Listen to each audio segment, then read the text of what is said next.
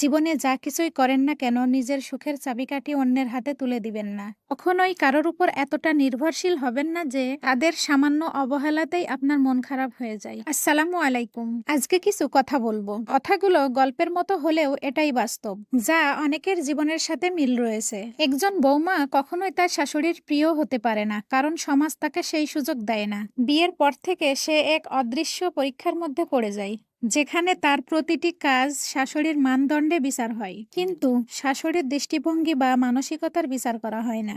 পরিবার তাকে চাই ভালো বৌমা হিসেবে, কিন্তু ভালো মেয়ে বা ভালো মানুষ হিসেবে নয়।